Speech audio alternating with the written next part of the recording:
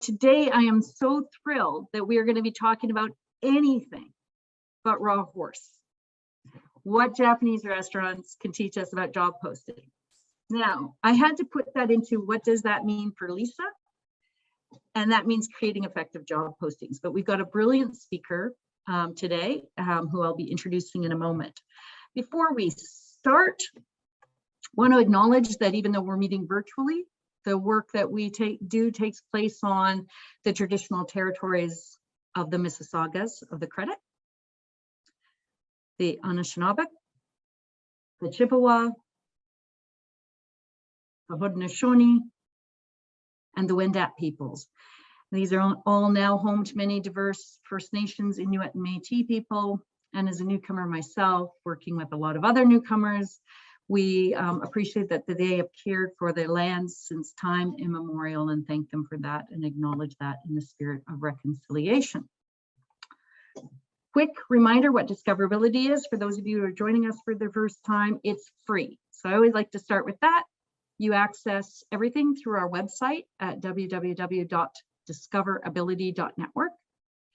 There you can sign on to our free job matching platform, hopefully with the job postings that Ryan is going to teach you to create, so that you can connect to qualified talent in your area who just happen to have a disability but bring a lot of skills and benefits to the workplace. We also offer free training. This is an example of that. You can reach out to us if you're interested in some training delivered directly to your organization, or you can attend one of our Thursday weekly conversations. And finally, our website has a lot of links to events, tools, resources. They're curated, best of the best, able to learn, for instance, through the READ initiative in Ottawa, or the Conference Board of Canada's Employability Toolkit, or the Job Accommodation Searchable Online Accommodation Resource. So lots of free things that we think are best of the best. Speaking of which, I think we have the best of the best today. So I would like to introduce our guest speaker, Ryan Porter. I've had the privilege of knowing Ryan for a few years when we met at a not that interesting in-place conference. We got talking and I just thought Ryan had so many great ideas and was working on so many wonderful projects. In fact, Ryan for the last 8 years has lived and breathed job postings. His company Rootly was founded to address the glaring gaps in the way that employers communicate employment opportunities through job postings. Companies like Johnson & Johnson, Siemens, GlaxoSmithKline, I'm just letting our wonderful ASL translator or interpreters catch up, Indigo, Coach Hub, and a lot more have relied on Rootly to tell their employer brand stories where it counts the most, which is really in your job postings.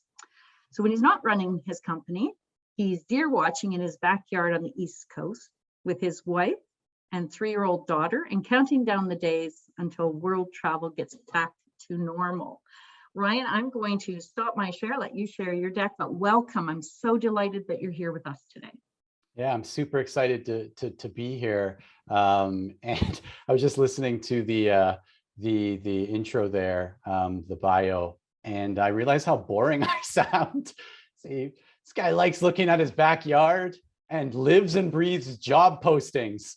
I'm officially the most boring person, but I believe that there is actually a lot of excitement happening with job postings, and hopefully by the end of today, there'll be some people that will maybe agree with some of the thoughts around job postings. So I'm going to go ahead and get started if that's okay, Lisa. Great. So for the people who are viewing right now, I'd love for us all to maybe take a step back. There may be a few people in this audience, in this group, that are young enough that they might need to take a step forward. But just imagine for a second that you are 21 years old. You're in your final semester of college, you're living rent-free at your parents' house, and you're making more money than most of your friends at your job. What do you think the next logical step in life should be? And I don't need you to type anything. I just need you to think about it, what most people would do in that situation. Because when I was 21 years old, in my final semester of college, living rent-free at my parents' house, and I was the frozen food section manager of Tom's No Frills in Ajax. I made a decision that gave my mom a few new gray hairs. I dropped out of college. I quit my job. I moved out of my parents' house to a tiny village on the other side of the planet. And some of you may have heard of this tiny village. I think it's been mentioned in a few movies. It's Tokyo, Japan, population 38 million people in the greater Tokyo area. So I went from Ajax, Ontario to Tokyo, Japan. And I went there not knowing anything. I mean, literally, I didn't know a single word of Japanese. I had never eaten sushi. I'd never been to a Japanese restaurant. There were so many things culturally that I didn't even know were Japanese. And so I arrive in Japan. First week, we're being trained on how to teach English to our Japanese students because I had gotten a job to teach English there.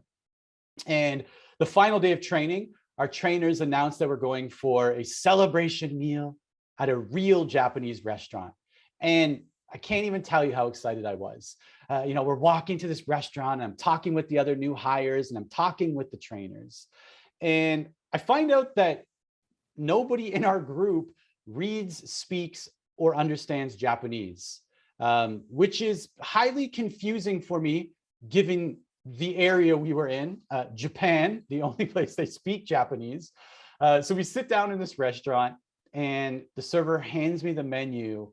I take one look at this menu and I start sweating profusely because looking at this menu, not only were there no pictures, there was no English at all, right? And so I start, turning to people. I'm like, what is this?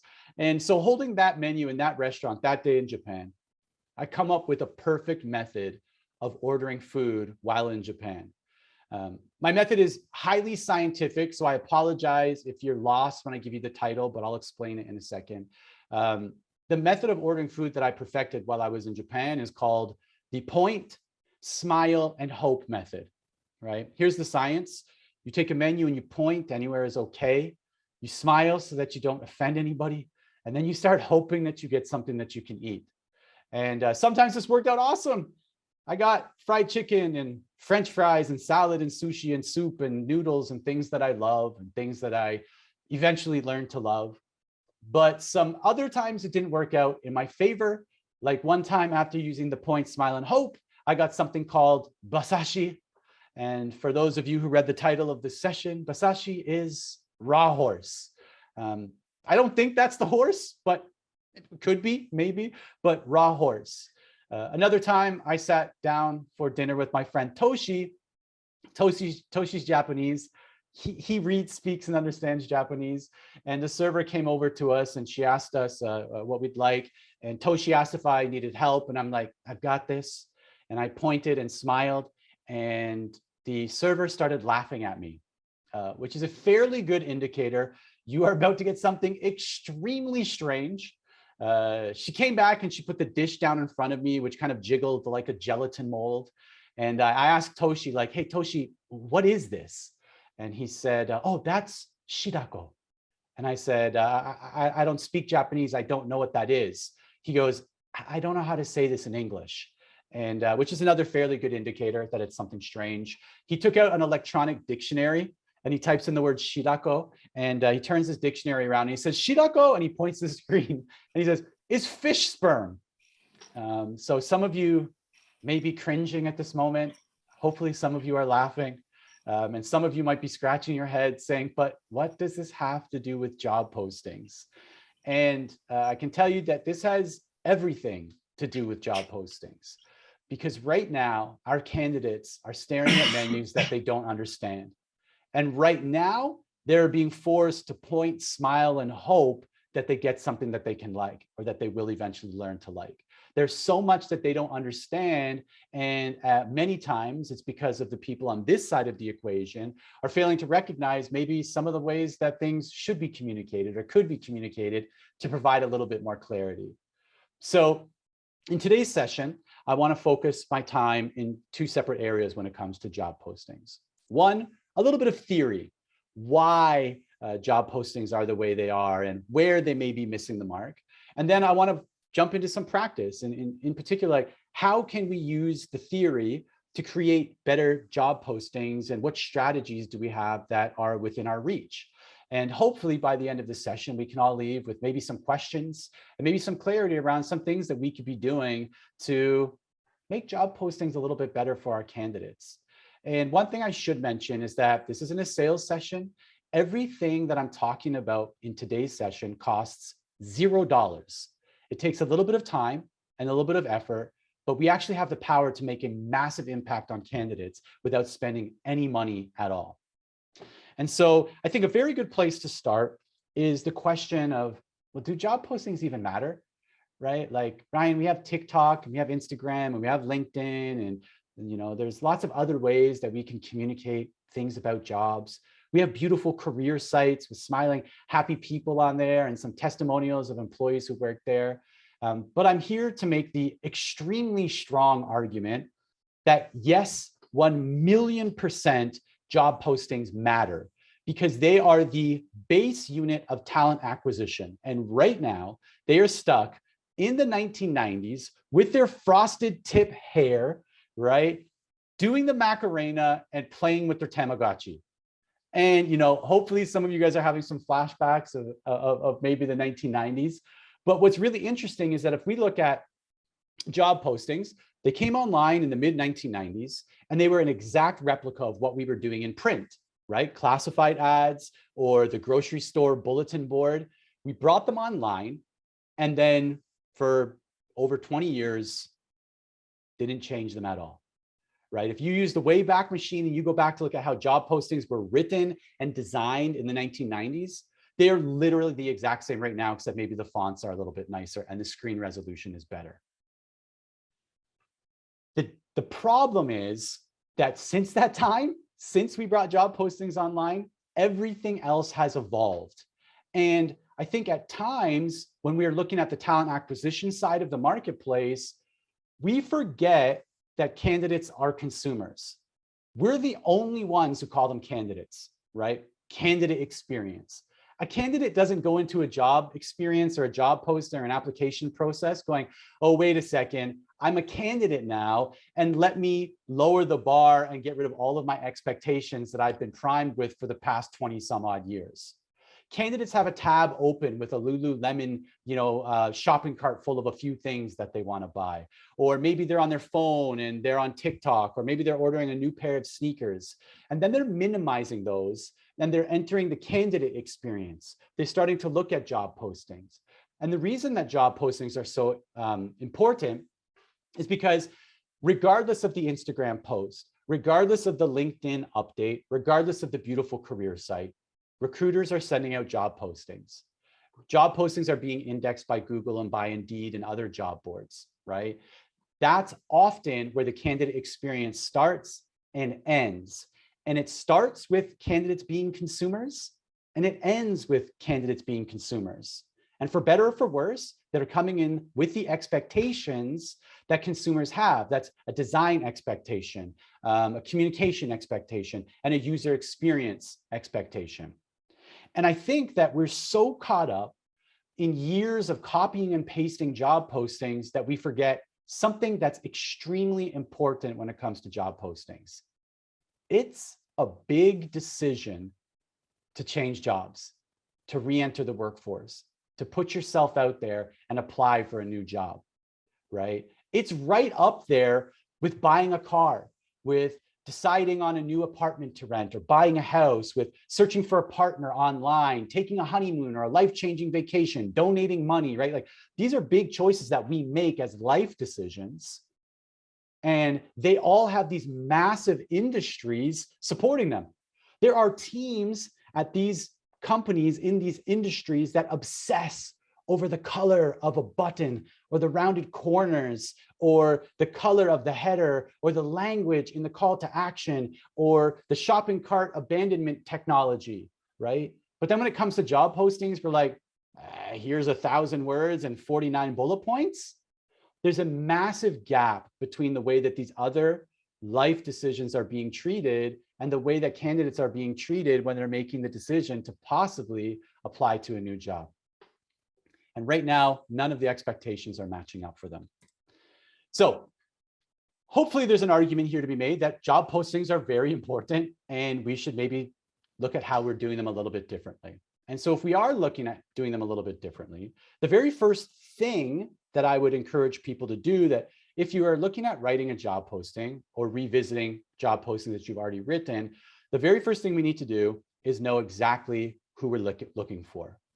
I work with a lot of companies who come to me and say, Ryan, the candidates aren't taking a lot of time or effort or energy with their application. I'm getting some generic resumes and cover letters that don't make sense. And then what I'll usually do from that point is I'll go and look at some job postings with that company, and I hit them with a pill that's a little bit hard to swallow. Your applicants are an exact reflection of your energy, the effort and attention that you put into your job postings. Applicants are a direct reflection. Their resumes, their cover letters are a direct reflection of your job postings. If you're putting a bunch of vague and generic terms in your job postings, I'm willing to bet you're getting a lot of vague and generic resumes landing into your ATS. So what I want you to do is, if you're writing a new job posting or revisiting an old one, you start with the best. And what I mean by this is you look at your organization. Let's give a concrete example. I want you to imagine that you're hiring an iOS developer, okay? And I want you to look into your organization, and I want you to find the best iOS developer that you've ever hired, or that the hiring manager has ever hired. The one who, you know, scores the highest on all of her evaluations or all of her one-on-ones, or, you know, her annual bonus evaluations or whatever. I want you to invite her out for a coffee or for a walk or for a virtual tea. And I want you to start asking her about her day. Find out what tasks she works on every day that get her really excited. Find out what education she has. Find out, you know, what she loves about the position and the company. Find out what she wished she would have known prior to applying for that position within your company. And then after you've recorded all that information, either by taking some notes or actually recording the conversation, I want you to reverse engineer your job posting as if you're writing it directly to her and nobody else, right? I want you to write for her. If she's the best, that's where we need to start the next time.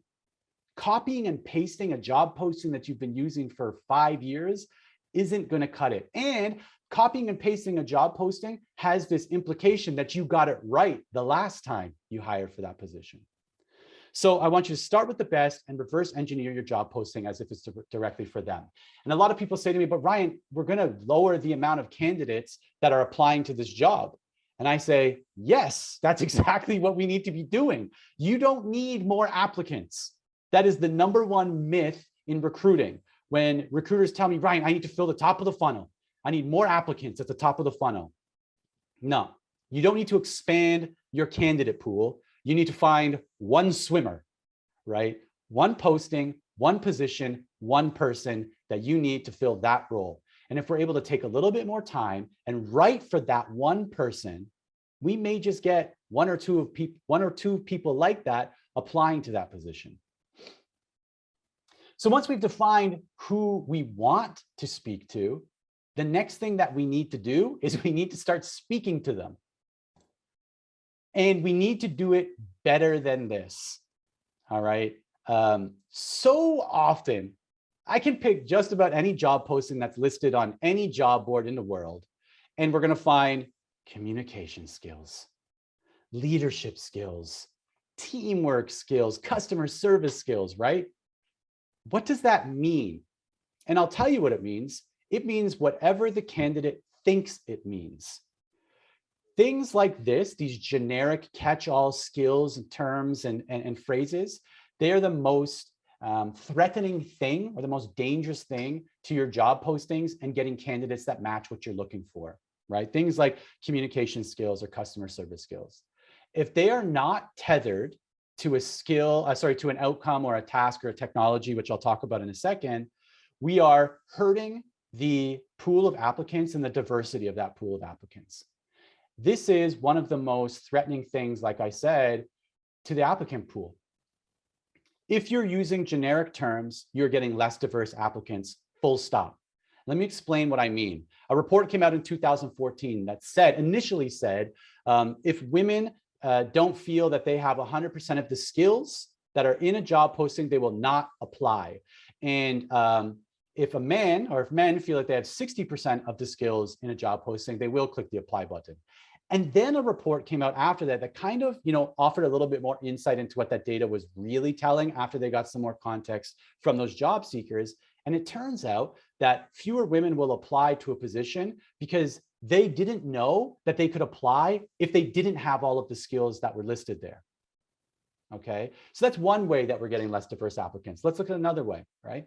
Imagine you have communication skills written as a requirement or a required skill in your job posting. And somebody looking at that job posting is deaf or hard of hearing. And they see communication skills and they think, oh, well, this is something that might be a little bit tough if I'm a person with a disability, a certain type of disability, and they decide not to apply. Now, what if those communication skills actually meant responding to customer service emails, or handwriting thank you cards, which we'll actually see in a job posting in a few minutes? Without the context, we're leaving it up to candidate interpretation. And candidate interpretation is the biggest threat to your time and applicant pool. And it works both ways. You get candidates going, oh yeah, I totally have communication skills, right? Oh, I'm so familiar with Microsoft Office because 20 years ago in high school, I used Excel to build a spreadsheet to show how often our cafeteria serves tater tots versus chicken nuggets. Apply. Or, I don't think I have communication skills because I've never worked for a company like this or in that industry or in that role. When in reality, that person may have the exact communication skills that the company's looking for, but because we've been a little bit lazy and defaulted to those skill titles that we've used for decades, we're missing all of the context that could actually get those great applicants or candidates to opt in and the poor fit to opt out, which I'll talk about in a second as well. So let's play a little game together, okay? Let's look at a job posting. I pulled this from Indeed 2 days ago. Obviously, I'm cherry picking a little bit, but let's take a look at this job posting and let's go through some of the skills and requirements of this job posting. And then let's try to guess, just by yourself on your own, what this job posting might actually be targeting or who they might be hiring for which role. So right away, let's look at the full job description. It starts with, you guessed it, other languages. A weird first one, but let's go with it because there's no main language. Let's just get that out of the way right now. We go with Thai, Chinese, Japanese, Vietnamese, Korean, all of the easy languages. I think that's pretty clear right now. Operating systems and software, of course, Google Docs, business equipment and computer applications. For sure, Microsoft Excel, Microsoft Windows, Microsoft Word, Microsoft Office. Now things start to get interesting. Area of specialization, statistics, reports and records, invoices, financial statements, correspondence, contracts, charts, tables, graphs, and diagrams. At this point, you may be thinking some kind of international mergers and acquisition, financial analyst, something like that. But then we get a curveball with the work setting, private school, high school, education, and then back to the technical terminology, business. So I think you already have it, I'm sure. It's very clear. It's for a school secretary. I can hear you laughing.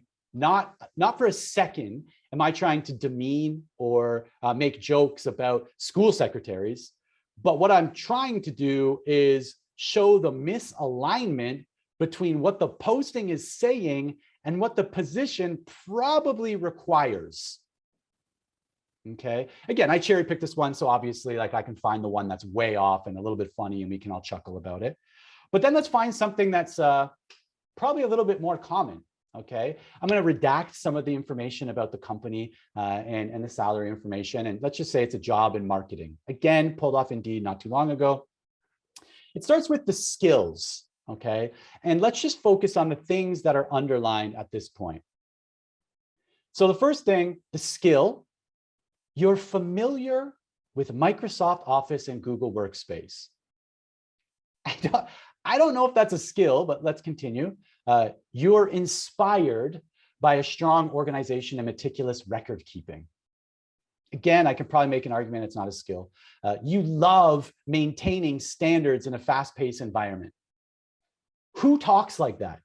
When has anybody ever in the history of humankind at a dinner party said, hey guys, I was just thinking, I really love maintaining standards in a fast-paced environment. It's never been said. So why does that live in a job posting? And then let's go into some bonus points. You have previously worked in a role that supports marketing collateral review processes. Again, what is that saying? In job postings, there are times where it is perfectly encouraged to include technical jargon, programming languages, technologies, things that people doing that job should know. But when we start using generic terms like fast-paced environment, maintaining standards, what standards? We're leaving everything up to candidate interpretation, as we've already explored. That is the biggest threat to your pool of candidates. It is my argument that through context within job postings, the main job of a job posting becomes optimizing for opt-outs. Okay, of course, we're looking for one person. Of course, we're writing to them. But as a byproduct of that, we're optimizing for opt-outs. We want unqualified people for that role to recognize that they're unqualified as quickly as possible.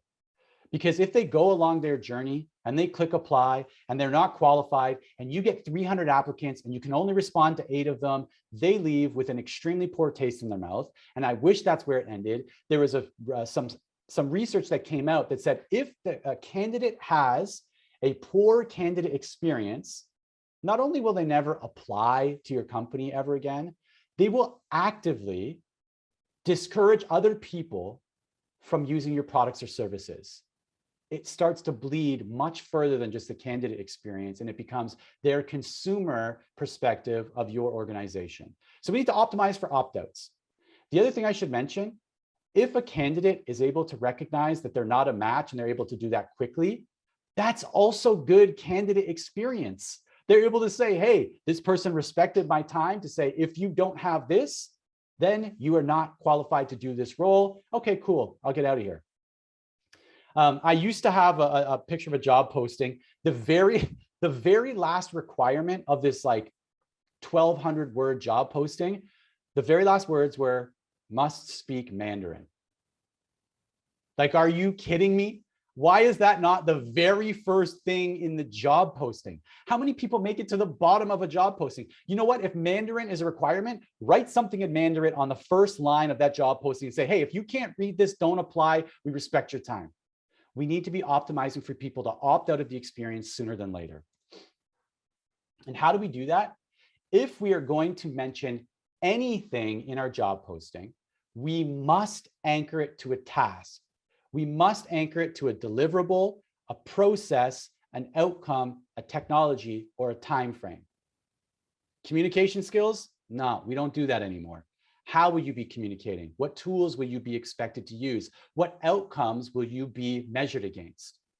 If you're going to mention any skill in your job posting whatsoever, it must be tethered to one of these. And I'll show you what that looks like in just a second here. So if we're looking at a job posting, what does it mean to anchor something to a task or a deliverable? Well, we can start with this. Instead of must be familiar with Microsoft Office, how about we do something like, well, you must be able to write marketing briefs that you'll present to the marketing team.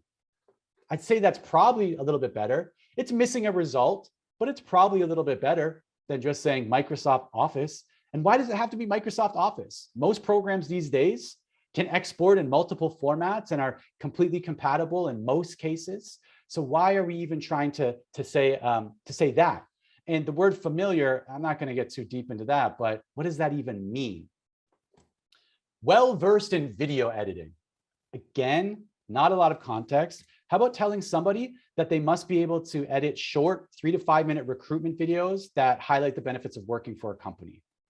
right? Now we have an outcome that they're going to be measured against, and we have a purpose for the actual task as well as the task itself. How about instead of communication skills, we can say that you must be able to respond to customer service emails or handwrite thank you cards to our loyal customers. Again, I'll show you where this came from in a second. Or another one that we can go with here is presentation skills. Must be comfortable pitching our product to earn support from a variety of stakeholders, including investors, team members, and customers. A ton of context there. It's a little bit longer, but there's a ton of context here, right? We're going to be pitching to who? These stakeholders. Why? To gain support. A lot more context than presentation skills. And so now I want to look at this in the wild. What does it actually look like in practice? What's really interesting about this is a job posting, if you look at the date, 2010, which is insane, but Basecamp low-key dropped one of the greatest frameworks for writing the skills section of a job description or job posting, sorry. And it's right in here, the if framework. If you were working for us, here are some things you would have done last week. Genius. And let's look at what that looks like in practice here. Well, right under here, if you were working for us last week, you would have talked to the landlord to get an update on the parking garage situation. You would have coordinated with them to install 4 flat panels. You would have received some packages. You would have sent 25 handwritten thank you notes to customers, and you would have recommended restaurants and activities for our out-of-town guests. And I've worked with customers and companies who say, but Ryan, we can just say all of that with communication skills. That's the point. That is my point exactly. We want to avoid communication skills and pack our, I shouldn't say pack, we want to include a ton of context around the skills in our job postings. And the reason why is in the bottom part of this yellow, this yellow bubble on the screen, the question, can I handwrite 25 thank you cards, is a lot easier to answer than, do I have communication skills? And if we look a little bit further down, they've got the word research twice here. Research and recommended local floral arrangers for weekly flowers for the office, and research and recommended local caterers for a variety of events. Again, they probably could have put research skills, but then you're gonna have PhD students applying and financial analysts jumping in here being like, I've got the best research skills on the face of the planet. But without context, we don't know what they're going to be using those research skills for, right? And context is where everything lives. And if you think about yourself, right? I'll give you an example about me. Something that we see, attention to detail. We see that everywhere, right? Like must have a strong attention to detail. If I'm watching my Raptors play, I have an extremely high sense or attention to detail. I know the shot clock, who's on the court, how many fouls each person has, assists, rebounds, what might be happening on the other side of the court, who's waiting to come into the game, when someone's going to call a timeout. My attention to detail is 100%. But when my wife asks me, do you notice anything different about me today? I'm sorry, but not as much as the basketball game and I end up in the doghouse, right? We have these situations where we're really great with a certain skill within a certain context, within a certain environment, but we're not so great with it in another context. And without that context, again, we're leaving it up to candidate interpretation. So once we know who we're talking to, once we've started to talk to them, the next thing that we need to do is we need to show them the menu and all of the menu. So after spending some time in Japan, I was there for a couple of weeks. I started going to a few more restaurants, and I became extremely relieved when I started sitting down in restaurants and they started handing me menus that looked like this. Literally a photo of every menu item on the menu. So while there was still a lot of pointing going on for the first year that I was in Japan, a lot of smiling still, there wasn't a lot of hoping because I knew what I was going to get, right? I saw the menu. I knew exactly what I was looking at. I knew exactly what to expect after I placed my order. And then I found out that there are restaurants in Japan that go like the next level, and they actually make plastic one-to-one scale versions of all of their menu items. They put them in a glass case and they put them on the outside of their restaurant. Like, how amazing is this? You want to talk about context? Here it is, right? You don't have to even sit down in the restaurant to look at the menu to realize, uh-oh, I'm vegan and there's no options on here for me. You can walk past the restaurant and look at the glass case. All right, unless I'm not really feeling French fries today and I'm a vegan, I'm skipping this one. This is context in the wild. And again, let's look at how that directly relates to job postings. And we can probably find it in a graph that looks like this. So a few years ago, LinkedIn did some research with its members to dive in around, what's the most important pieces of a job description, right? What's the most important for job seekers? And it wasn't even close. Compensation, the number one most cited important piece of information for a job posting, compensation. How many of the job postings that we're writing actually have compensation in there? Not including compensation in your job posting is extremely dangerous. We should all be including compensation in our job postings for 3 reasons. One, jobs with compensation listed in the job posting, as long as it's to the right Google for Jobs schema, rank higher in Google for Jobs. 2, job boards are now starting to assign salary bands to job titles. They're doing it whether or not they have the salary from you or not. And they're doing it based on industry information. Now, what happens if they put a salary band in there that's a little bit too high, or a little bit too low for what you actually offer for that position? You're going to get candidates that come in with different expectations. Reason number 3, we should be including compensation. Pay transparency is coming. We will see legislation in the future that makes it required by law to include the salary expectation for the position. We must get ahead of the game and we must start including salary. And not even because pay transparency is coming in for Google, for candidates. Why not empathize with their situation a little bit and include what we'll be paying them? There is no other major life decision. Imagine going to view a house that you might want to buy without knowing the price up front.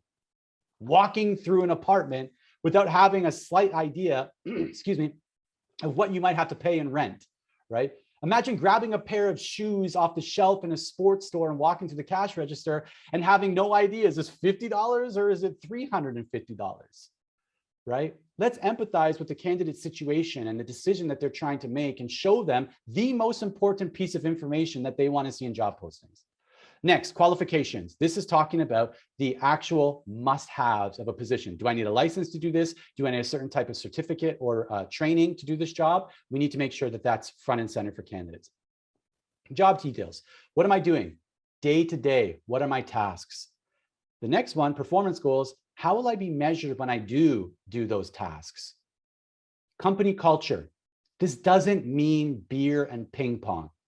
Right? I've worked with so many companies. I'm like, well, tell me about your company culture. Like, Ryan, we're a boring company. We don't have beer on tap. We don't have a ping pong table. People come in at 9, they clock out at 5 and they go home to their families. I'm like, well, I think we might have found something here. You don't expect overtime. People leave at 5. There's an importance maybe on work-life balance, depending on whether or not you're tired of hearing that term, right?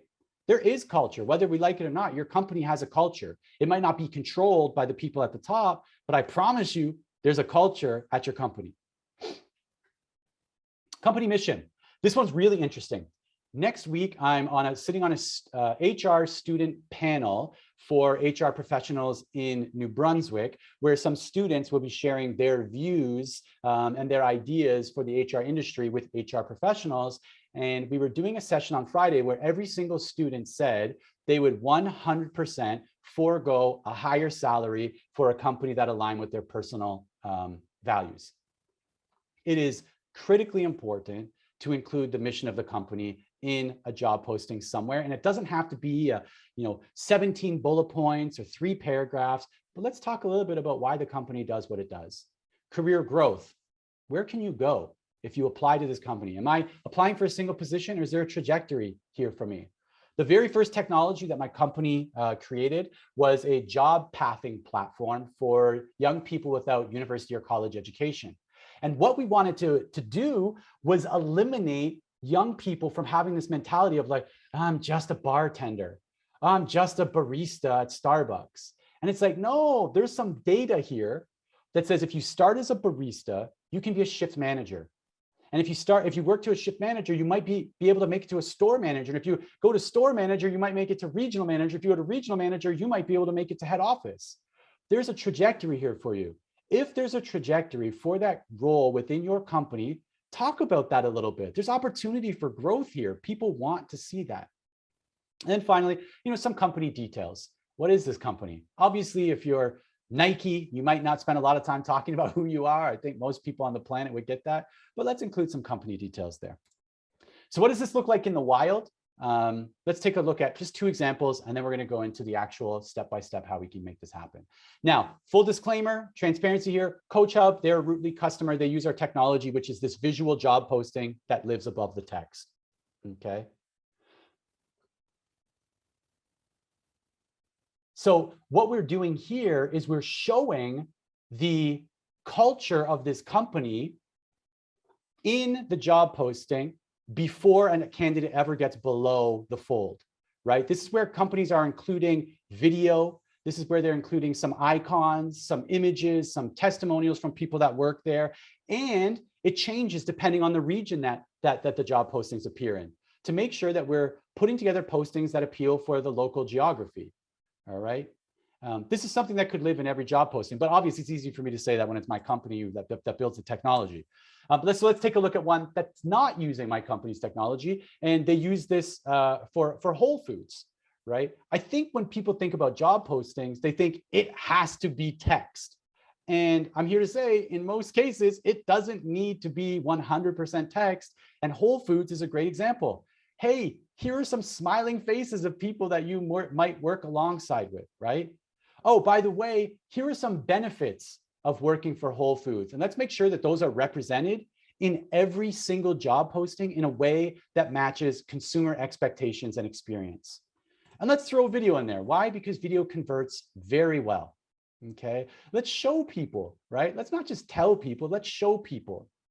And now you can start seeing how diversity, equity, and inclusion statements start to take life as we're showing people instead of telling people, right? It's so common now to have a paragraph at the end of your job posting talking about DE&I, but then not having anything to support it and using generic terms like communication skills or customer service skills, which you've already explored, are not very inclusive, friendly terminology. Step 4, how do we actually pull this together? In terms of steps, like what do we actually need to do when we're creating a job posting or revisiting some of our job postings that might be live? So we already know what the first step is. We already talked about this. We need a target. Who are we writing the job posting for? What do I mean? Build the persona. User experience, sales, marketing. There's a reason that those departments spend so much time building very specific personas for their campaigns or for their experiences, right? They say this person lives in this area, making this amount of money with this kind of experience. They have this kind of pet, this kind of exercise routine. They build a persona, and then they build a campaign directly for that persona, right? They design an ad directly for that persona. They build something into their app directly for that persona, right? So who are you writing for? We already know one way to do this. If they are already in your organization, reach and find them, interview them, and then write for them. If not, right, think along the lines of, well, the person that we want to apply, what do their accomplishments look like? What are their career goals? What are some of the skills they might have with context? Maybe their education, but also what's their motivation for looking for a new job, and what's the location of this job, right? These are some things that we want to speak to with context in a job posting. So after you have a target, you've built the persona, we move on to the job title. This is something that's often overlooked, and I want to spend just a second talking about. When you're giving your job a title, it must be descriptive. You must ditch trendy words. I mean, it's something we saw a few years ago. I hope that no one's doing this still, but guru, rockstar, ninja, highlight, backspace, get rid of them. These are absolutely non-inclusive terms. They will 100% lower the type of candidate diversity of your candidate pool, and they will not rank well with Google for jobs. So a few really good reasons to get rid of those. All right. Now, another thing we need to do, we need to eliminate anything that's not the job title in the job title. Again, Google for Jobs will not recognize something that says, retail salesperson required. comma, 5 a.m. start, / Pickering Town Center, asterisk, asterisk, exclamation mark, hiring now, urgent, blah, blah, blah, blah. Great, you just got yourself out of the Google search return for that job title. So the rule is, if you're writing a title, it's descriptive, no trendy words. The only exception is if there's a required language, you can do something like this: customer service representative, comma, French speaker. Full stop, that's where it ends, okay? After you've got a title, we move on to the vitals. What do I mean by that? Location, job type, salary. Is it remote? Does somebody have to be somewhere? Are they somewhere for part of the week and a different part of the week? Do they need to travel? Is a full-time job, part-time job, contract? Is this an internship? And salary. We've already gone over why that's important. So it could look something like this: Toronto or remote, full-time, and here's the salary band for this position. Now, after you've worked on the vitals, we go into about the company. And I know some of the companies that I work with, they really struggle with this. So we have a little formula that you can use for creating a snippet about your company. What do you do? Why do you do it, or who do you do it for? Plus, who should join you in doing that? And so if you want to see an example, I literally just typed this up like yesterday, I think. We're Sandy's Sandwiches. We've been winning all the food awards in Toronto. We love giving our customers food they rave about and experiences they remember for a lifetime. We're looking for people who, like us, believe that food is so much more than the calories we count, but the centerpiece of conversation and connection. Put that in your job posting and you're good to go. Well, write one for your company. Don't put this one in yours. Now, the secret ingredient, right? We've heard this already. If you were here, this is the framework for adding instant context to your job posting. A short list of daily tasks plus the outcomes that you expect. So, for example, if you were here today, you would have sent 25 handwritten thank you cards to customers. That is the most context that you could provide to a candidate. Finally, wait, maybe 2 more sections. The must-haves. And when I say must-haves, I mean the absolutes. You need this license to legally do this job, or you cannot do it. If you find yourself blah, blah, blah, blah, would be an asset, delete it. Everything would be an asset. Candidates understand that in certain roles, speaking French would be an asset. Having Japanese would be an asset. Photography skills would be an asset, right? Like we could just throw anything in there as would be an asset. The must-haves are for things that you legally need to do to be able to, the things that you legally need to have to be able to do that job for that organization. All right. So must have a valid driver's license and clean driving record for the past 3 years. The other thing we might want to include in terms of must-haves are actual physical requirements, meaning you must be able to lift boxes that weigh up to 50 pounds, up to 1 meter in height, 4 hours a day, or multiple times within a 4-hour period. You know, things like that, that if you're unable to actually do that thing, you may not be able to apply or hold that position. The other thing, expect this from us. All right, something that we don't see in a lot of job postings, or we only see about half of the way there. Look, here are the benefits we offer if you join us. Here's our culture. Here's the application process, okay? You're gonna apply and you'll know within 6 weeks whether or not you have the position. This is showing respect to your candidates, respect for their time, and respect for the situation that they might be in, right? They might be needing a job yesterday. They've got some bills to pay. They need a job that they'll be able to get an interview and possibly know if they have the position within the next couple of weeks. Or maybe it's someone that's working abroad and they're returning to Canada and they can have a little bit more time. We want to be explicit about what the application process looks like and what we will be accountable for as a company when it comes to managing their application process. This is where we can do things like introduce video and images and icons, right? Remember the examples that we shared with Coach Hub and Whole Foods. There's a ton of opportunity to play around with this stuff and make sure that we are telling the story in a way that, again, matches consumer expectations. Finally, keep it short. This is absolutely critical. According to Textio, a company that analyzes things like job postings for gender bias and language bias within job postings, they've compiled some data that says, look, the average job posting is between 300 and 660 words. For context, that's 2/3 of a single page of paper like a Word document at the default settings. Not a lot of space, right? And within that space, you want to keep it to like 6 or 10 bullet points per section and maximum 1/3 of that content bulleted. here. We saw that with the school secretary where literally everything was bulleted and there wasn't a ton of context there. And so once you have that, you have your sections of a job posting, right? Title and vitals, you got about us, about you, about the job and what to expect. But this doesn't need to be the same for every company. Depending on your organization, depending on where you are in a hiring cycle, depending on the role, we might see some of these things shuffle around a little bit. It's going to be different probably for different companies, but we still want to make sure that all of this is in there for our candidates.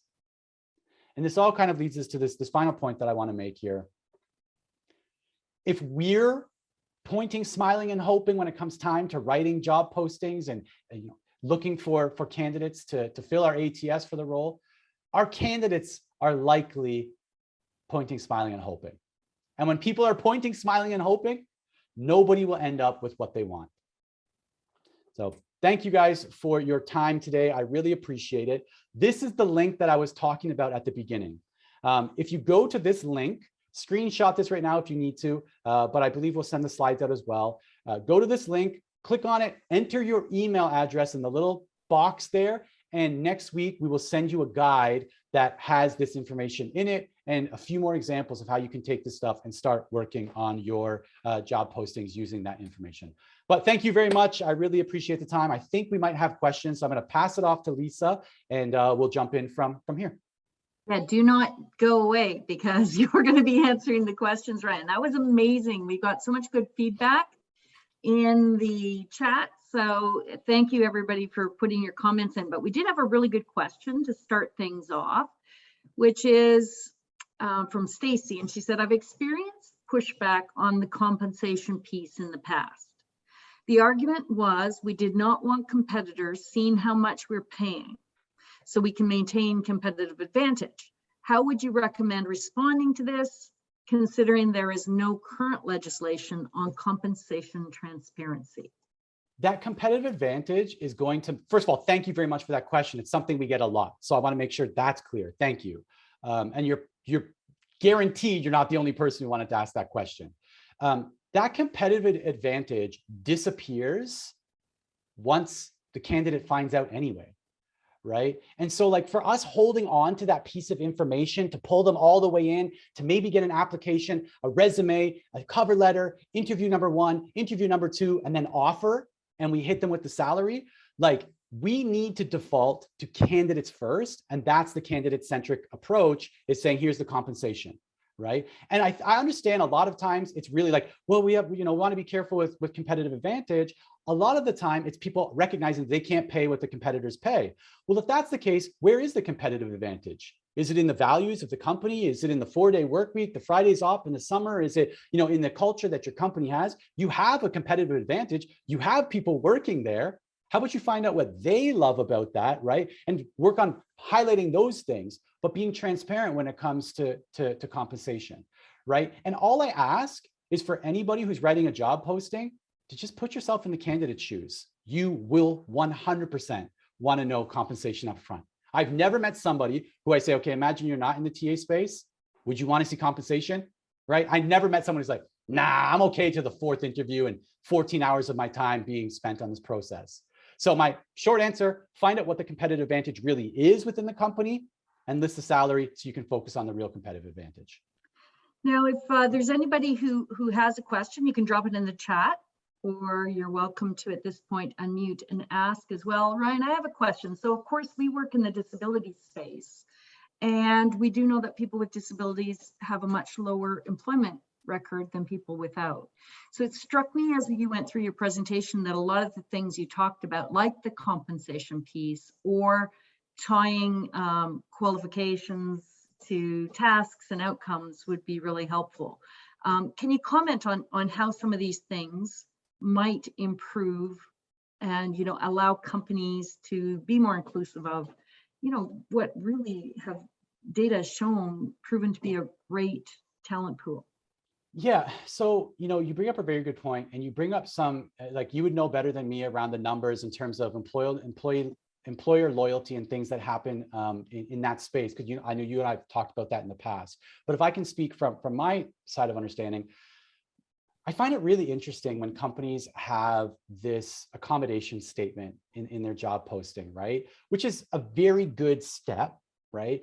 But then nothing else up here supports that accommodation because we're not actually being accommodating at all with the language that we're using. And so I typically say it starts with language, and that if you truly are, a DE&I centric company, and you really do want a diverse pool of candidates, then the first thing you're going to change is your language, right, in job postings, and making sure that everybody understands that by being specific around the tasks and around the things that we expect in terms of outcomes, we are being inclusive, right? And, we may be able to tap into a candidate pool that is going to be extremely great for our company that previously we weren't accessing at all, okay? And so, I'm just kind of basically doubling down on how it starts with the language that we use and making sure that we're being specific so that there's context and we're not scaring people away by using some generic terms, and again, leaving it up for candidate interpretation. The other critical thing to mention is that the candidate interpretation is based on experience, right? So if you're looking at communication skills and you've had some experiences in the past, regardless of whether or not you have a disability, I'm saying if you have an experience in the past where you were expected to do something or that same term was there and you were evaluated on it, it didn't go well, you're going to be very hesitant to then click the apply button the next time you see that, when really it could be night and day from what you were expected to do in your last job to what you'll be expected to do in this new job. Yeah, I think definitely, I love the whole, the if statement, if you had been here, because I think that a lot of people can see themselves in that versus those very generic terms. We have another question, is that as a not-for-profit, do you think that generally the current labor market is looking more for full-time permanent employment, or would they be more attracted to contract as it gives candidates the opportunity to see if it is the job and workplace for them? Oh, you're muted. There we go. Yeah, you had to unmute me. So, so this is a really interesting question. And the reason it's interesting is because right now there are a lot of people talking about, the young generation wants gig work and flexible work, and that could be it, right? Or it could be that there's not a lot of opportunity for them to earn a living other ways, so they have to fill in some gaps with gig work. And so I don't know which one came first, but there are people that are saying that like there is value for contracts, right? But that being said, if that's the approach, I think it's going to vary from company to company and industry to industry. But I also believe that that should be explicit up front. So, I can only speak for myself in terms of when we've always hired contract first. We said, look, here's our plan of progression here. We hire contract first for 3 months. And here's what you're going to be evaluated on. Here are the tasks that we expect you to do. Here are the outcomes. Here's the support we're going to offer. At the end of 3 months, if you're able to do you'll be offered a full-time gig. If not, feel free to roll off and do whatever it is that you want to do. You can choose whether or not you want to accept it. There's no hard feelings, but here's our plan for the 3-month contract to begin. And so I'm not saying that's the right approach for everybody, but I'm saying it's one approach that can be taken.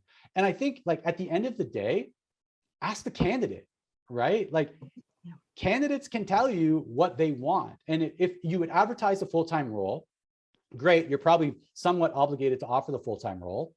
But there's nothing from stopping you saying, hey, like if you're unsure, like we really like you for this role, if you're unsure whether or not this industry or this organization is for you, like why not test drive it for 3 months on a contract? Here's what we'll commit from our side. And here's what we expect you to commit to from your side. And let's figure out if this thing is going to work, right? They might say, no, I need benefits and I need this and I need that. Okay, great. Then let's go this route with that. Or they might say, yeah, this sounds great. Let me try that. And then you can go that route. But it's something that I believe you could work out with the candidate. Perfect. Did anyone have any other questions? Should you have a presentation on how to retain hired people in the nonprofit industry? Yeah, I don't have a presentation for that. It's funny because not-for-profits are coming up quite a bit lately in my actual work. So I don't have a presentation for that, but I understand and I feel your pain. I know that this is a problem right now for many organizations. Yeah, there's not a lot I can offer in terms of a presentation there, but I think looking back to one of the answers that I gave earlier, there are unique benefits to working for your organization. There's a unique culture there, and there's an opportunity to double and triple down on the reason that, or the reasons that people are sticking around right now.